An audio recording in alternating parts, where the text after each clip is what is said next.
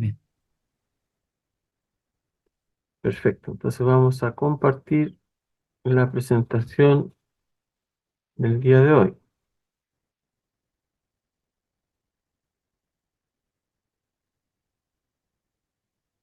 Estamos viendo entonces el libro de Hechos de los Apóstoles.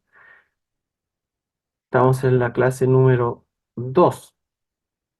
Estamos revisando el material que compiló nuestro hermano Cornelio y estamos en la segunda sección. Entonces vamos a revisar de inmediato. La semana pasada vimos desde los capítulos 1 al 5, aunque no lo terminamos, pero ustedes tienen ahí el apunte, así que es su deber leerlo e indagar con más profundidad. También hay un libro de apoyo para que ustedes puedan investigar un poco más. Los primeros 5 capítulos del libro de los Hechos tratan primordialmente de cómo los judíos que estaban en Jerusalén comenzaron a convertirse y esta iglesia que se formó allí estaba ampliamente dominada por los hermanos que eran de origen judío.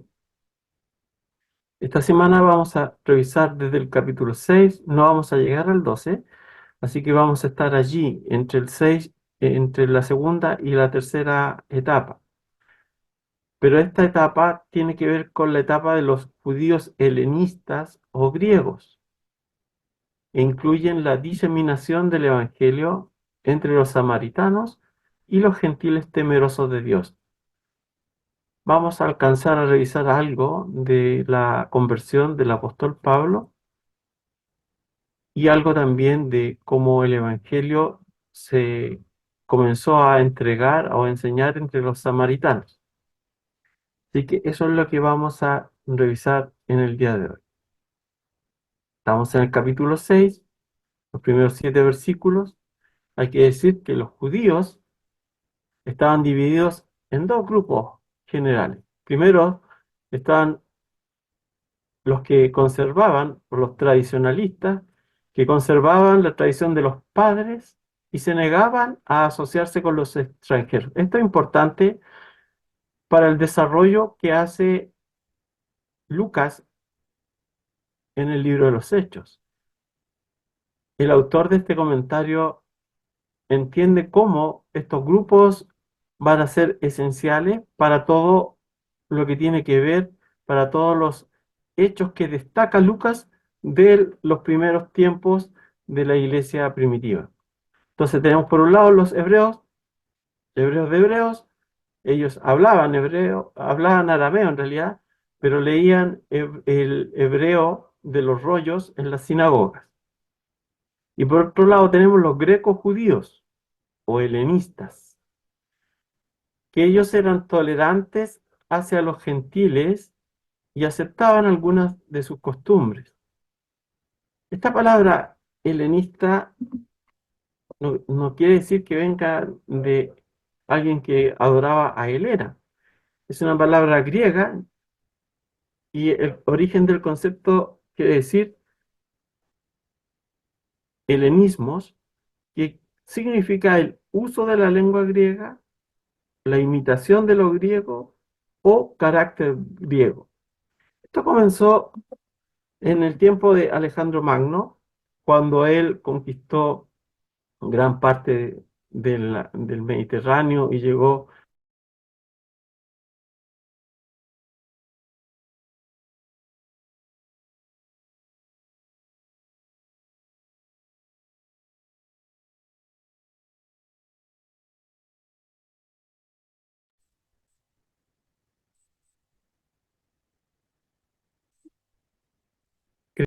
y obviamente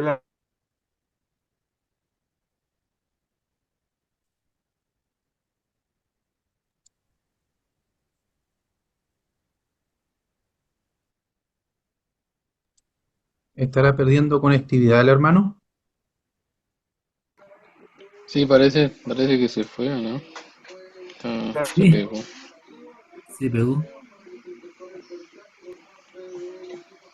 y se fue. ahora sí, ahora sí.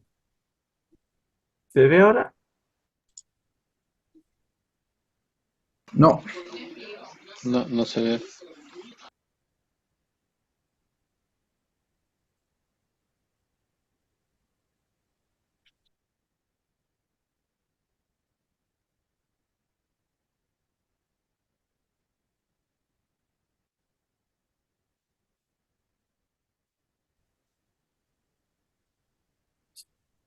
Ahora, ¿se escucha?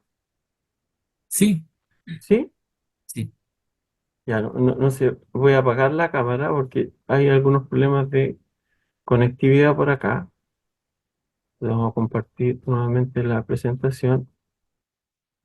Bueno, yo les decía que los helenistas, eh, la helenización propiamente es tal, la llevó a cabo Alejandro Magno, que fue uno de los últimos emperadores grandes, que aparecía también en la visión de Daniel. Si ustedes recuerdan la visión de Daniel, al final era un tigre, ¿no es cierto?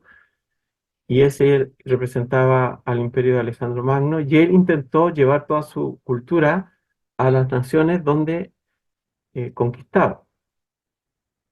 Tengo aquí un comentario que aparece en la Biblia de Jerusalén, que es una edición francesa del año 73, y con respecto a los judíos helenistas dice lo siguiente: son judíos que habían vivido fuera de Palestina, habían recibido alguna cultura griega y disponían en Jerusalén de sinagogas particulares en que se leía la Biblia en griego.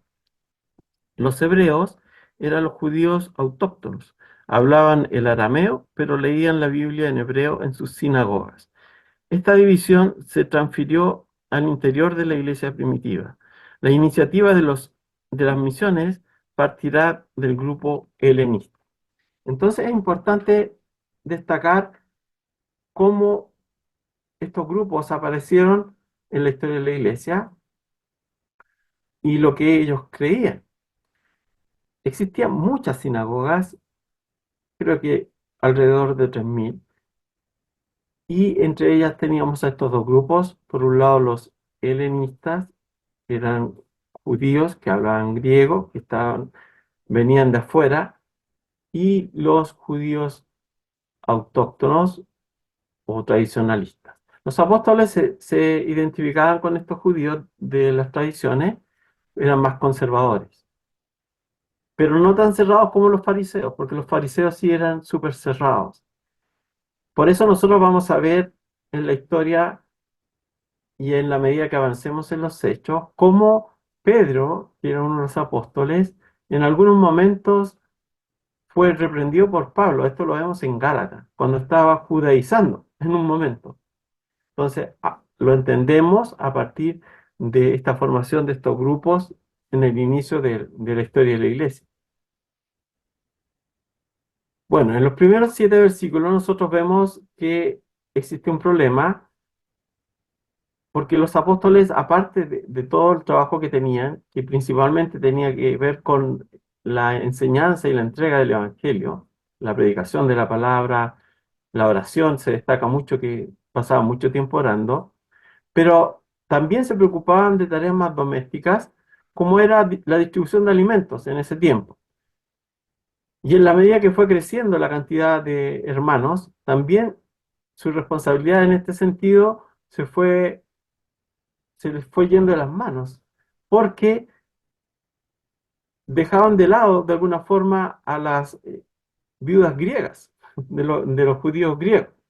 Entonces, por eso se convoca a la asamblea de hermanos para que puedan seleccionar a 7 hermanos para encargarle también de este trabajo de la distribución diaria, pero también de compartir la palabra de Dios. No era solamente que ellos se iban a encargar de atender las mesas, como algunos lo llaman.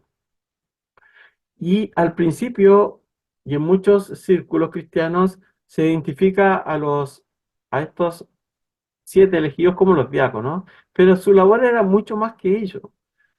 Tenía tenían más cosas que hacer. Por ejemplo, empecemos porque tenían que tener una calificación superior. tenían que tener una buena reputación en la comunidad, tenían que estar llenos del Espíritu Santo y tenían que ser hombres de sabiduría práctica. Entonces, más allá del diaconado, prácticamente ellos cumplían la labor de los apóstoles. Otra característica que tenían ellos es que eran, si ustedes se fijan en los nombres, eran todos nombres griegos. Entonces, estábamos apuntando que eran del segundo grupo, de los judíos helenistas.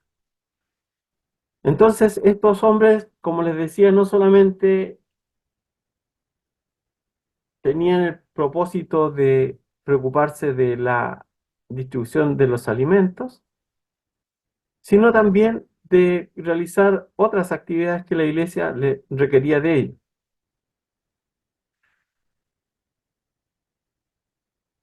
Los líderes que aparecen allí, estos 7, eran parte de los hermanos que conformaban la primera iglesia.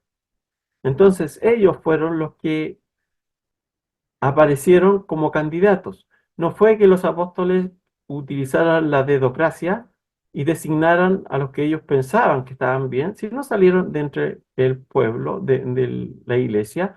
Y eso es importante porque vemos cómo desde ya el primer tiempo notamos que existe una organización y que los hermanos tienen voz para poder realizar este trabajo. Dice que ellos fueron presentados y oraron por ellos, le impusieron las manos. Entonces, muchos preguntan, ¿solamente fueron los apóstoles los que impusieron las manos sobre estos hermanos que iban a realizar esta tarea? Existe un comentarista que entiende que esta palabra quienes se refiere no solo a los apóstoles, sino que la iglesia como un todo participa en esta ordenación.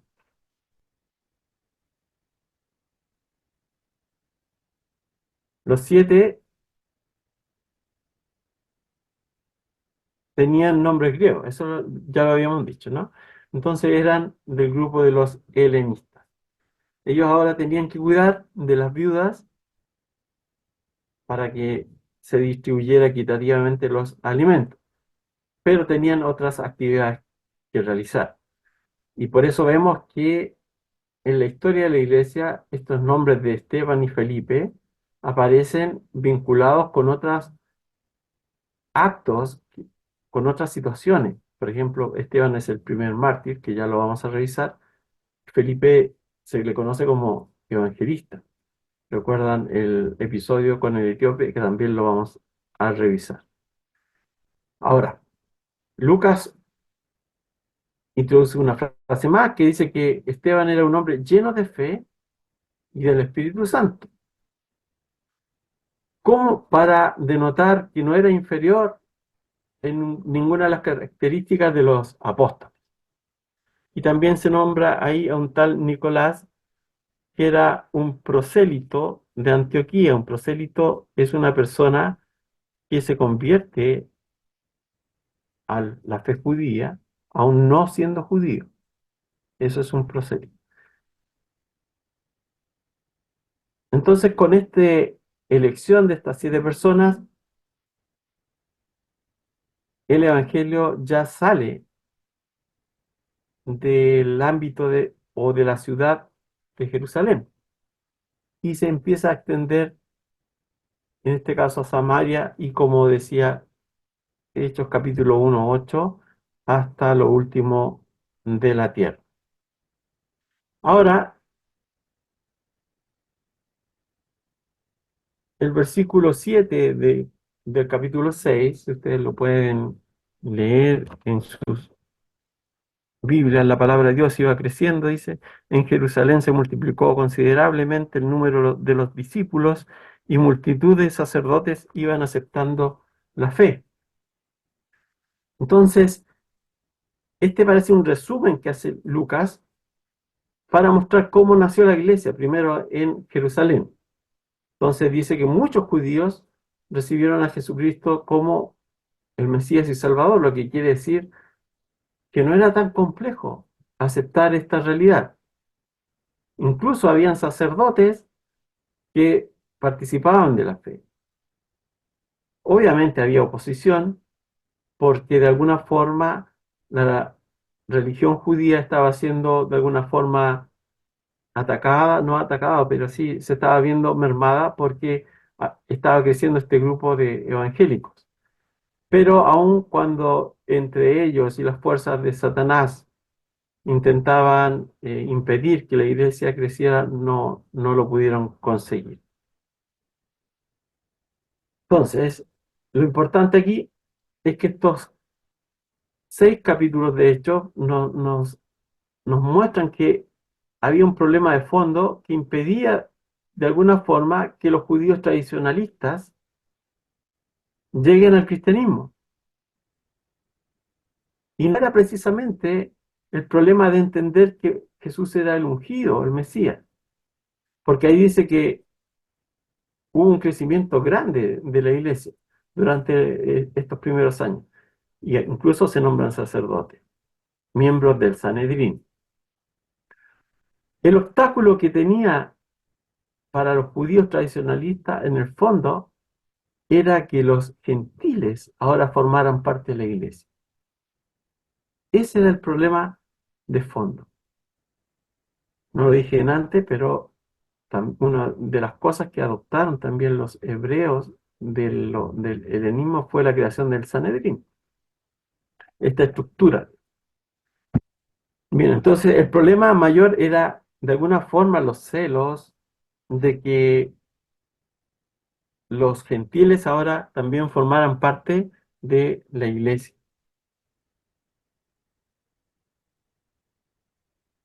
Bien, ahora vamos a entrar al capítulo 6, versículos 8 al 15, donde nos habla de la acusación contra Esteban.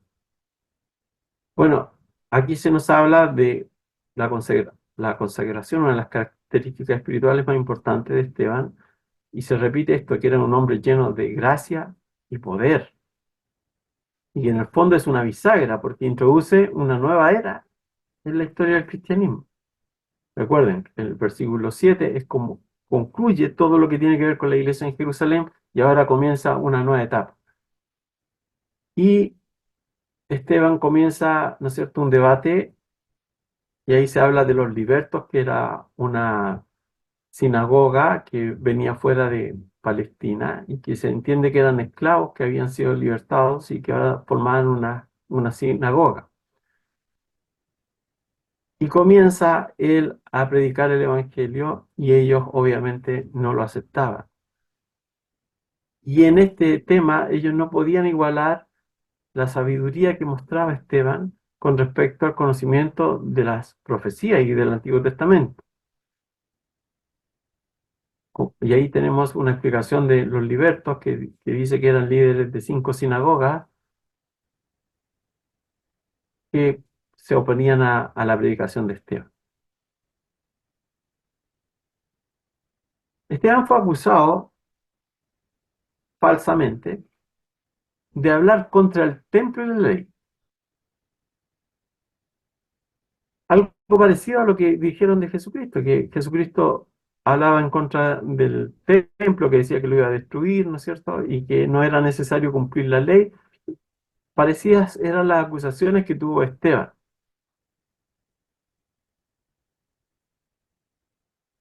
Y llevan a Esteban ante el Sanedrín para que dé razón de estas acusaciones. Entonces, Esteban comienza un discurso gigante que nosotros vamos a ir revisando en profundidad un poquito más adelante. Entonces, la esencia era que él había hablado en contra del templo y la ley. Y al ver la sabiduría y la argumentación de Esteban, ellos no pudieron de ninguna forma contrarrestar lo que estaba hablando Esteban y dijeron palabras que no tenían relación con el tema para tratar de acusarlo. Entonces decían que él estaba hablando en contra de Dios y Moisés. Tenemos que pensar que los judíos consideraban a Jerusalén como tierra santa, porque en su pensamiento, en su mente, ellos pensaban, sentían que Dios habitaba solo en Jerusalén, por el hecho de estar el templo allí, y que no se podía manifestar en otros lados. Entonces ahora vamos a ver cómo Esteban también en su discurso rebate estas ideas. Bueno, también se nombra allí al final que el rostro de Esteban dice que parecía como el rostro de un ángel. ¿Cuál era el mensaje de Esteban?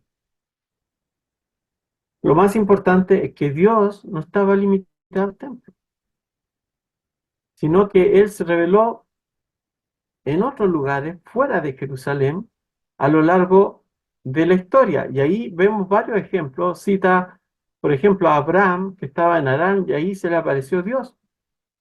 Luego el pueblo fue llevado, ¿no es cierto?, 400 años a Egipto, y ahí también encarcelaron a José, pero José también contó con el favor de Dios, o sea, se apareció Dios también en Egipto. Luego Moisés, cuando entrega las leyes al pueblo, fue en el monte Sinaí, que estaba fuera de Jerusalén, y guía a los israelitas en el desierto con un tabernáculo portátil, y ese no era la Tierra Santa, estábamos hablando de prácticamente entre Egipto y Palestina. Y también les da otro ejemplo de cómo los patriarcas, por ejemplo, fueron enterrados en Samaria, que era una tierra que despreciaban los judíos. Entonces, la esencia del discurso de Esteban es que él entendía que Jehová podía ser encontrado no solamente en Jerusalén o en Palestina, sino también en otras naciones, y que en el fondo los gentiles no era necesario que se hagan prosélitos o convertirse al judaísmo, ni viajar a Jerusalén para adorar al Dios verdadero. Los gentiles, los prosélitos, tenían un patio de los gentiles en Jerusalén. Ellos nunca pudieron entrar al templo por el hecho de ser gentiles. Y lo otro es que los judíos habían convertido ese atrio de los gentiles en un lugar de ventas. Entonces le habían quitado prácticamente todo el espacio que tenían ellos para acercarse al Dios de Israel. Bueno, en la profundidad de su discurso, de Esteban afirma entonces que Dios no habita en templos, no está circunscrito a un lugar. Dice que el cielo es su trono y la tierra el estrado de sus pies. Entonces no podría el creador del universo estar circunscrito a una sola nación para ser adorado como era lo que planteaban los judíos.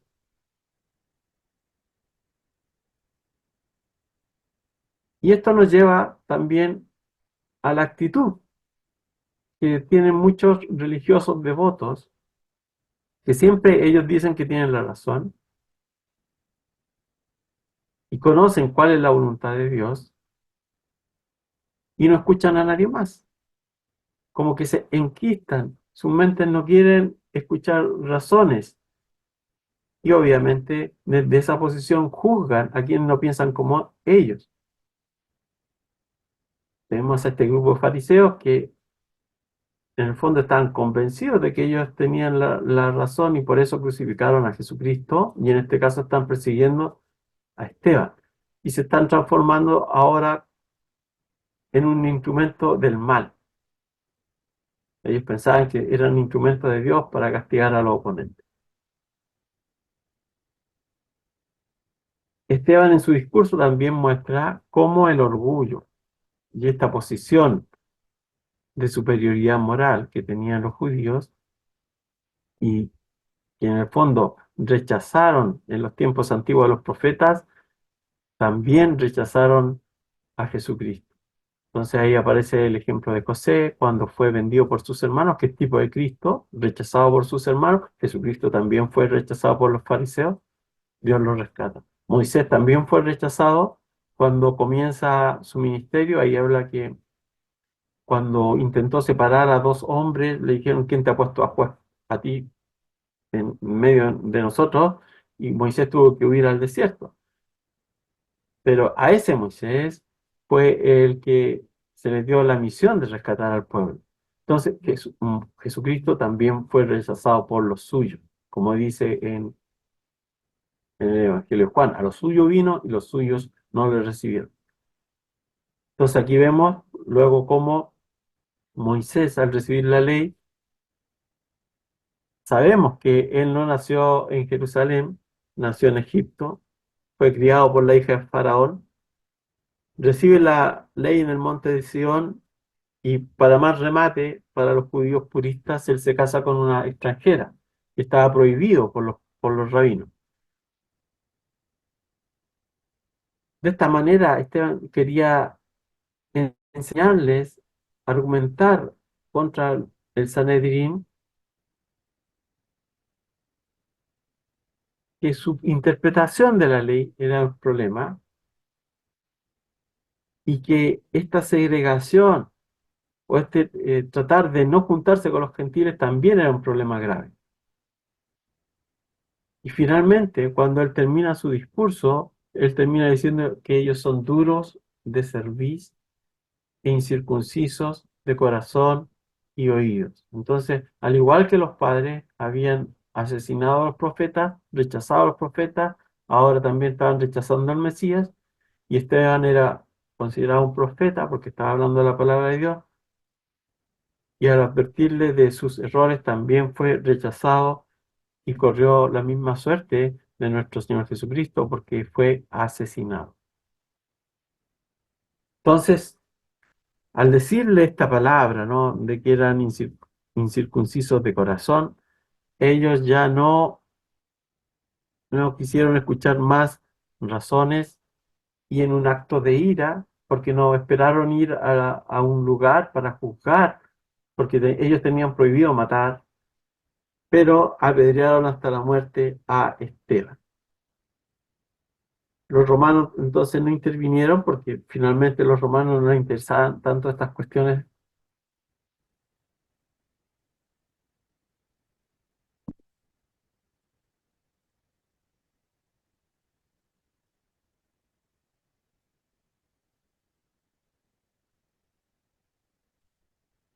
¿Se escucha ahora? Sí, Sí. Entonces, Ahora, ahora sí, ya.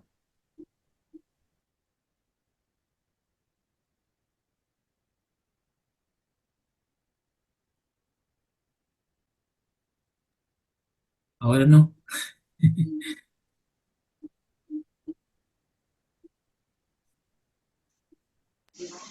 No, no, no se escucha. ¿Y ahora? Ahora Ahora sí. sí. Ahora sí, ya.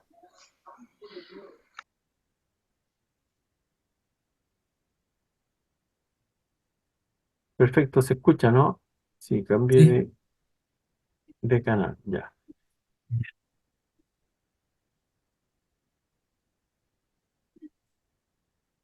Perfecto. Entonces, los líderes judíos, en el fondo, no quisieron escuchar más razones y empezaron y mataron a Esteban, finalmente. Vemos una linda actitud en Esteban, porque él, a pesar de todo, lleno del Espíritu Santo, pronuncia unas palabras similares a la de nuestro Señor Jesucristo, pidiendo que no se les impute, ¿no es cierto?, el pecado de esta muerte. Ahí vemos, ¿no es cierto?, la profundidad de la fe de Esteban. Estaba en un momento muy complejo, pero descansaba. Él dice que en un momento ve a Jesucristo de pie al lado de Dios. Entonces, todo eso nos da a entender que él murió gozoso de sufrir por el nombre de Jesucristo. Bien, y ahora vamos a comenzar con la presentación de Pablo.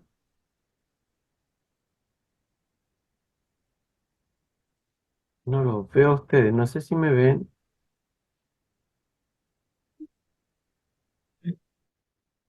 La presentación sí la vemos. Ah, ya, se ve Sí, entonces, perfecto. sí, los efectos de la persecución Ya, perfecto. sobre la iglesia. Ya, entonces tenemos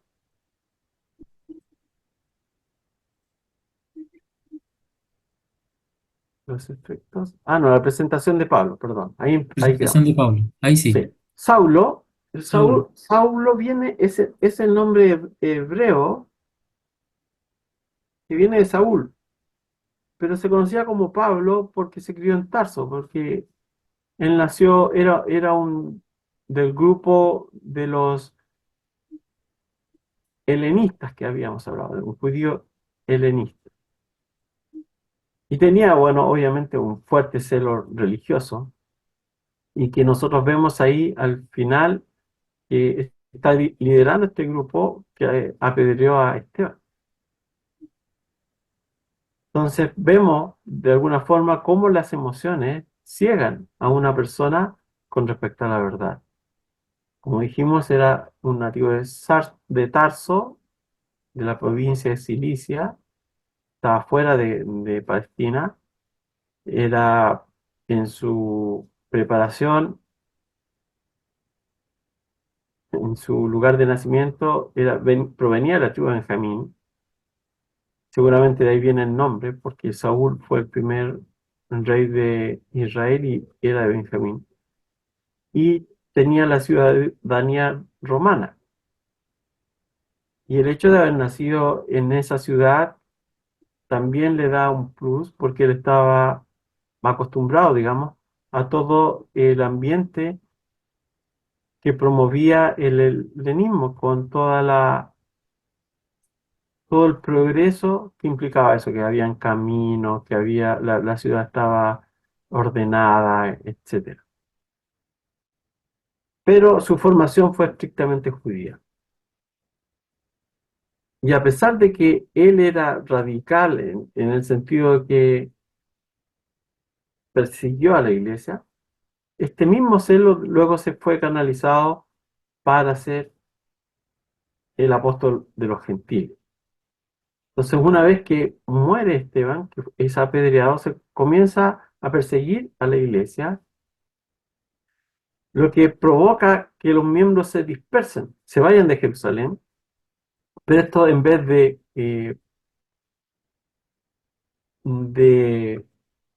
disminuir el trabajo de la iglesia, lo fortalece. En vez de debilitar, lo fortalece. Y a pesar del intento de Saulo, porque Saulo no solamente se contentó con ellos, sino después dice que pidió algunas cartas para perseguir a los demás romanos, esto produjo en el fondo una expansión del cristianismo en la región. Los cristianos que fueron perseguidos fueron aquellos que compartían las creencias de Esteban, como habíamos dicho, los judíos helenistas.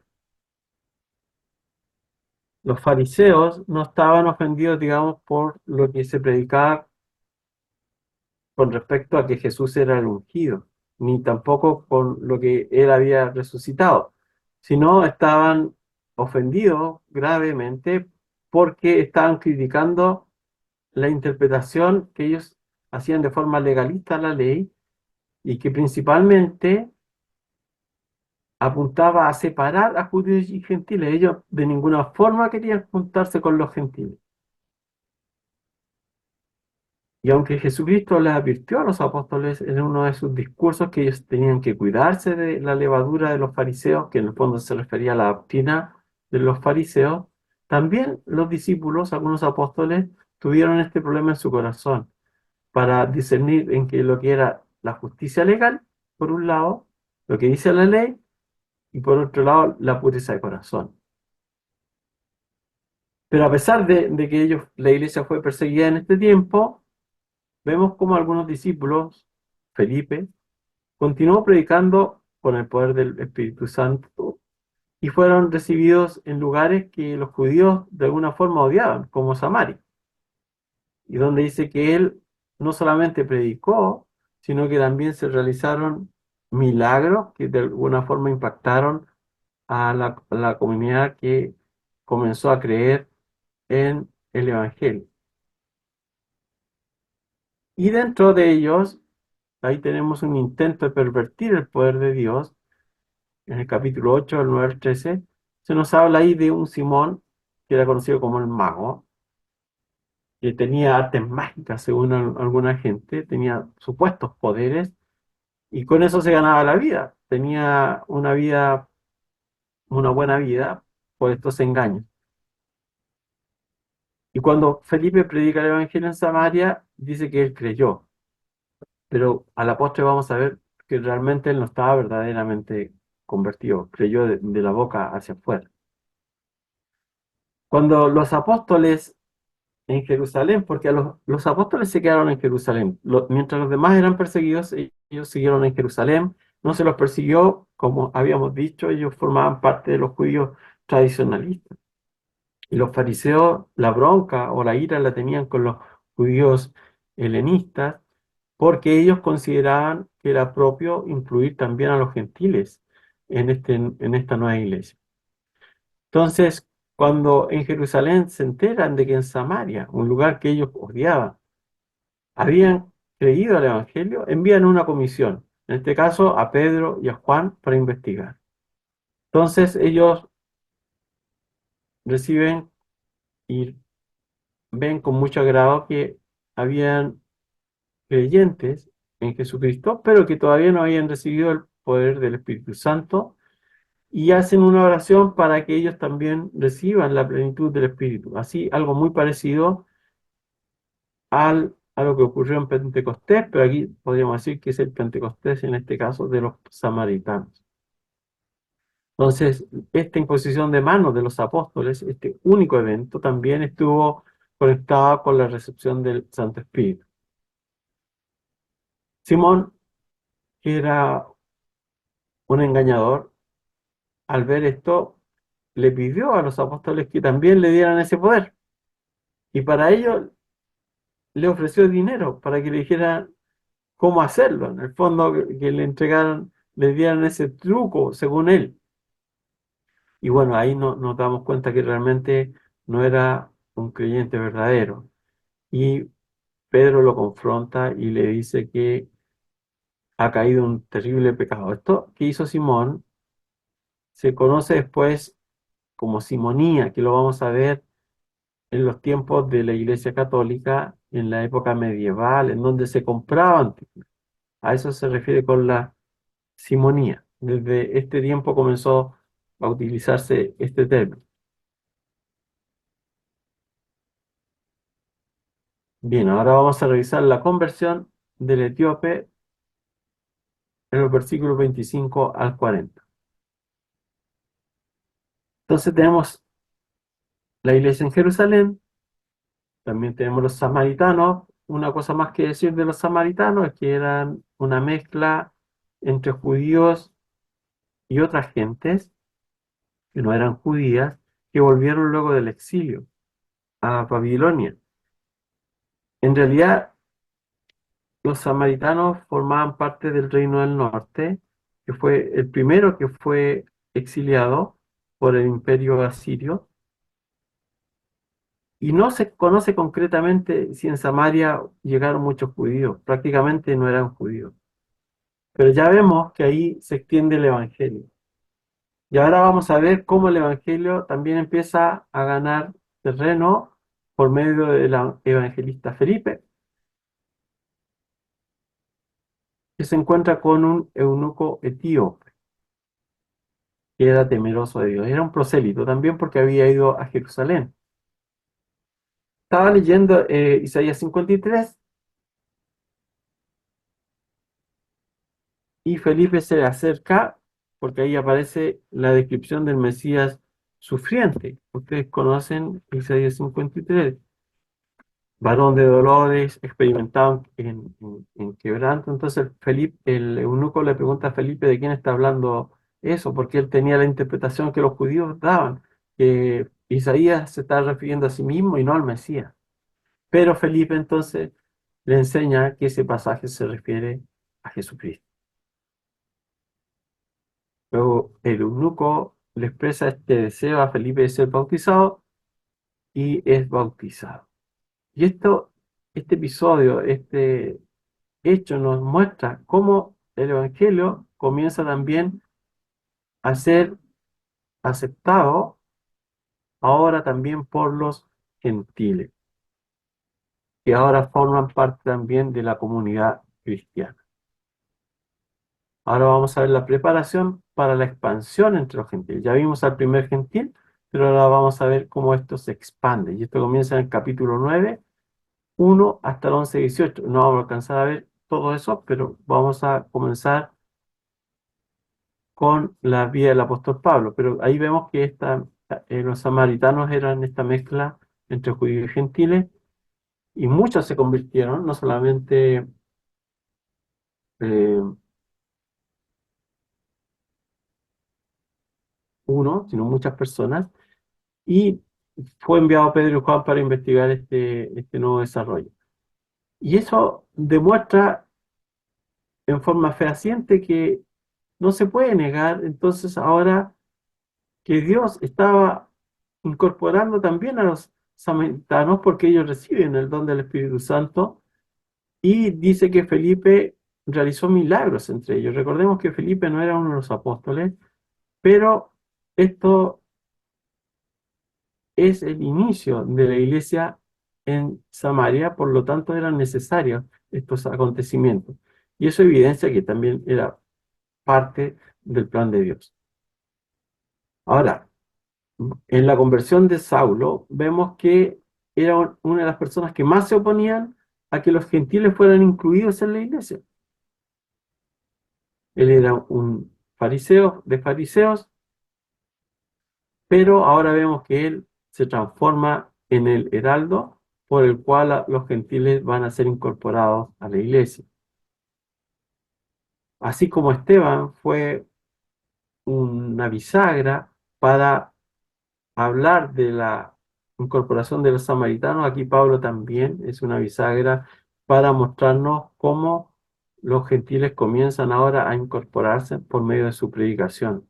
Él era uno de los más grandes persecutores, pero Dios lo transforma para que se convierta en el apóstol de los gentiles. Entonces, en el capítulo 9 del 1 al 18, vemos cómo Lucas narra un poquito de la historia de Saulo como el perseguidor de la iglesia, como este fariseo celoso que pidió algunas cartas a los sacerdotes para ir incluso a asolar a los judíos que se habían dispersado en Damasco, que quedaba fuera de Palestina, en el norte.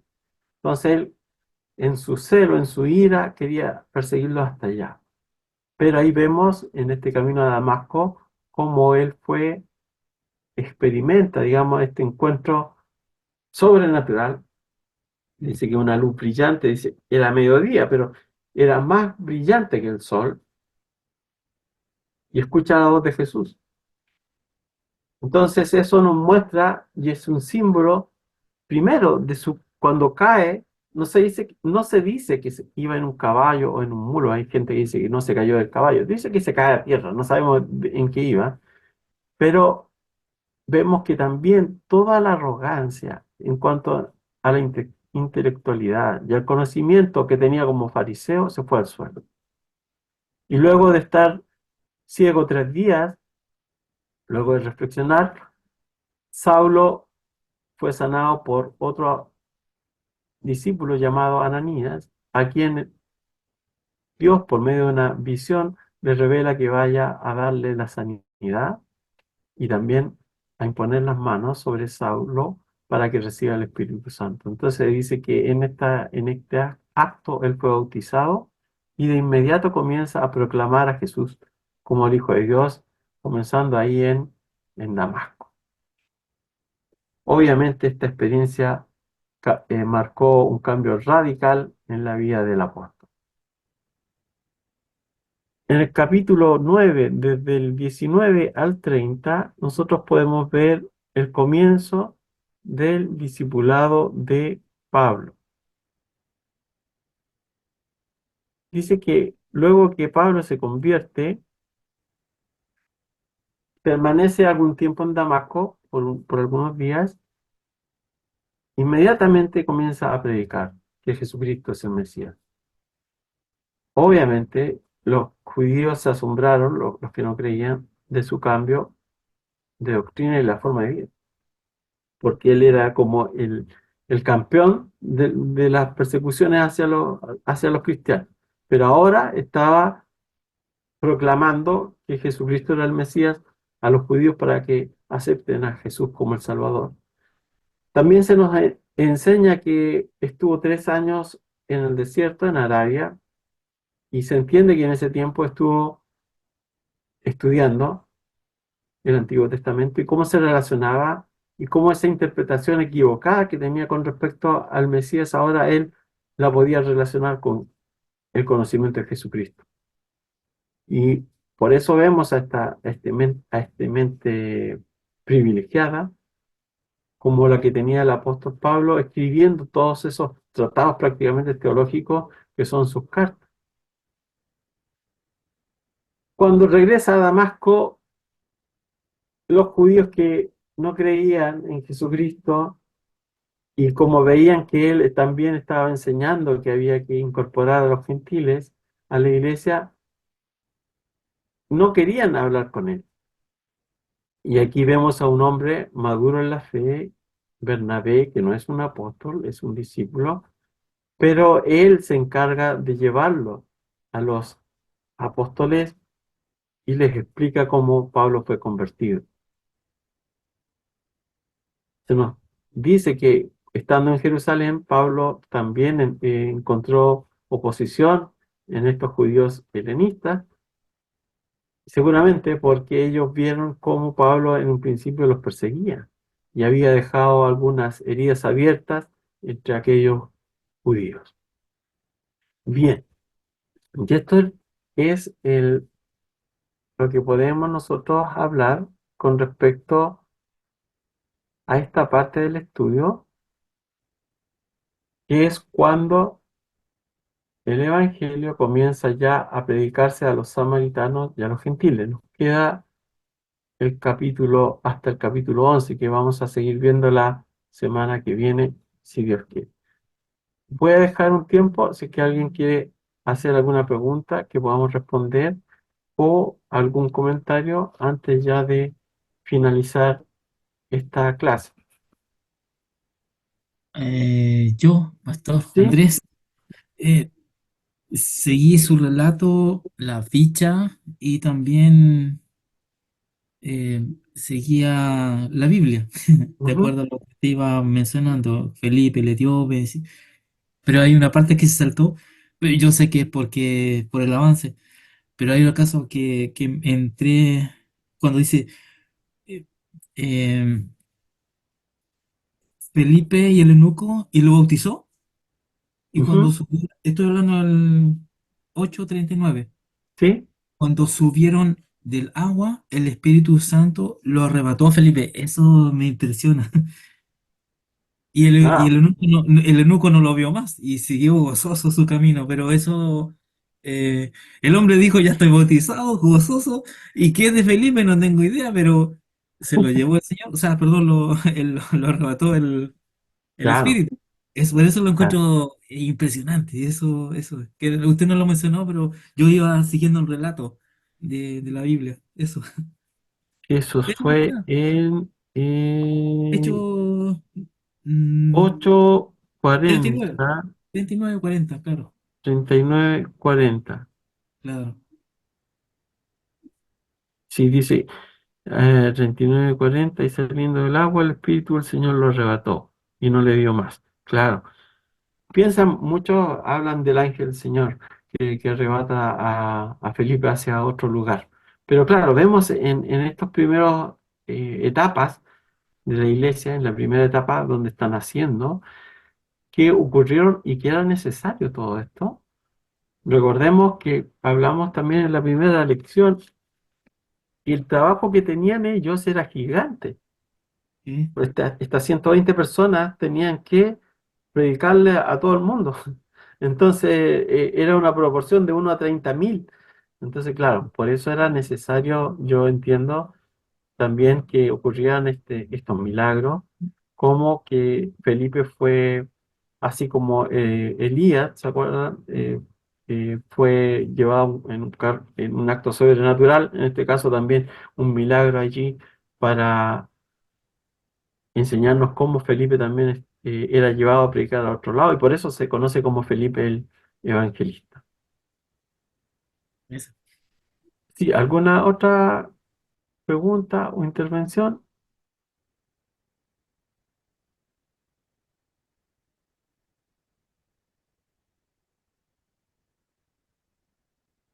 Bueno, si Dios quiere, vamos a seguir esta otra semana con la lección número 3. Recuerden, eh, hay que hacer los cuestionarios y al final un ensayo que yo ya envié cuáles son los temas. Eso es todo. No hay que hacer un reporte de lectura, solamente los cuestionarios y el ensayo. Los cuestionarios en esta ocasión no son automáticos, así que yo tengo que revisarlos uno a uno. Así que espero este fin de semana ir ya subiendo las notas. Entonces son los cuestionarios más al final el ensayo. Eso va a ser las calificaciones para este curso. Bien, para terminar, voy a pedir a nuestro hermano Eric que él nos pueda dirigir en una oración.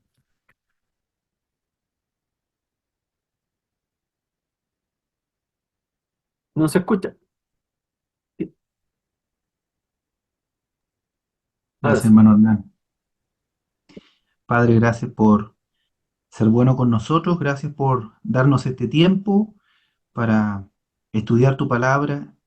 Qué privilegio para nosotros que ya hemos sido escogidos por ti y podemos ahora gozarnos de escuchar tu palabra. Que podamos también nosotros ahora, así como estamos estudiando los sellos, como tu palabra se expandió para todos lados, que nosotros también podamos hacerlo.